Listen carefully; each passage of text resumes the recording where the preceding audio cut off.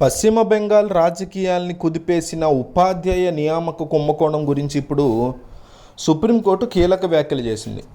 కేవలం ఈ అంశంలో అధికారులకు మాత్రమే కాకుండా ప్రభుత్వాన్ని కూడా తప్పుపట్టింది సుప్రీంకోర్టు.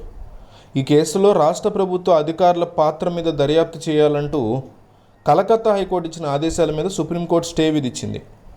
ఇటీవల ఈ కేసులో హైకోర్టు సంచలన తీర్పు వెలువరించిన సంగతి తెలిసిందే. 2016 నాటి స్టేట్ లెవెల్ సెలక్షన్ టెస్ట్ అంటే SLST నియామక ప్రక్రియ చెల్లదని స్పష్టం చేసింది. ఈ పరీక్షతో జరిపిన నియామకాలని తక్షణమే రద్దు చేయాలని ఆదేశించింది. అంతేకాక దీని కింద ఉద్యోగులు సాధించిన టీచర్లు తమ వేతనాన్ని తిరిగి ఇచ్చేయాలనేటువంటి చారిత్రాత్మక తీర్పు వెల్లడించింది.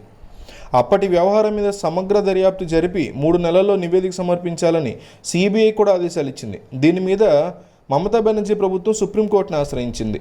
ఆ తీర్పుని సవాల్ చేసింది. కోర్టు ఏకపక్షంగా ఈ నియామకాలు రద్దు చేసిందని పిటిషన్లో పేర్కొంది. దీని మీద విచారణ జరిపిన సుప్రీంకోర్టు రాష్ట్ర ప్రభుత్వంలోని అధికారుల మీద CBI దర్యాప్తుకి ఇచ్చిన ఆదేశాల మీద స్టే విధిస్తున్నామని తెలిపింది.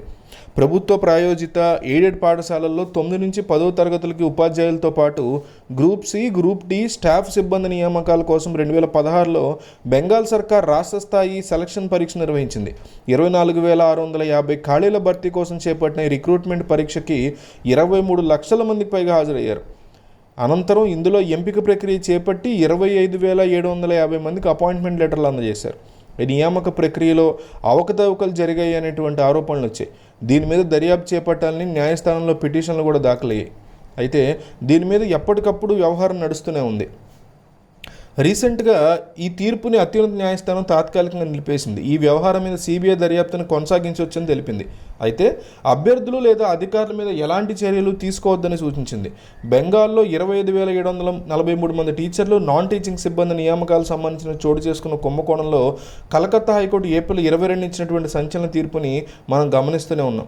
అయితే రీసెంట్గా DY చంద్రచూడ్ అంటే చీఫ్ జస్టిస్ ఆఫ్ ఇండియా చేసినటువంటి వ్యాఖ్యల ప్రకారం మమతా బెనర్జీ యొక్క ప్రభుత్వమే సరిగ్గా వ్యవహరించలేదని, ఇందులో జరిగినటువంటి కుంభకోణం విషయంలో ప్రజలు నమ్మకం కోల్పోయేలాగా ప్రవర్తించారని, అసలు ఉన్నవే ఈ యొక్క గవర్నమెంట్ పోస్టులు ఉన్నవే చాలా తక్కువ అంటే దాంట్లో కూడా ప్రభుత్వం సరైనటువంటి పారదర్శకత ప్రదర్శించకుండా డిజిటల్లో వీళ్ళ యొక్క ఇన్ఫర్మేషన్ సేవ్ చేసుకోవాలన్నమాట. ఈ 25,000 మందికి సంబంధించినటువంటిది. అట్లాగే ఇందాక చెప్పే కదా, దాదాపు 23 లక్షల మంది రాశారు ఈ ఉద్యోగాల కోసం. అంటే ఏ లెవెల్లో ఉందో అన్ఎంప్లాయ్మెంట్ ఆ రాష్ట్రంలో అర్థమవుతుంది. దేశం మొత్తం అట్లాగే ఉంది. సో ఇట్లాంటి రాసిన వాళ్ళకి సంబంధించి కానీ రిక్రూట్మెంట్కి సంబంధించి కానీ ప్రతిదీ డిజిటలైజ్ అయ్యి ఉండాలి. ఎందుకంటే ప్రభుత్వాలే ఈ మంచి కుంభకోణాలు చేస్తాయి. ప్రభుత్వం అధికారంలోకి వస్తేనే కదా కుంభకోణం చేయగలం. సో ఎవరిని నమ్మలేము ఈరోజు ఈ వ్యవస్థలో.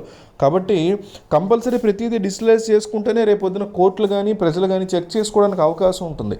ఆ అవకాశం లేకుండా మమతా బెనర్జీ ప్రభుత్వం ఏది డిజిటలైజ్ చేయలేదు.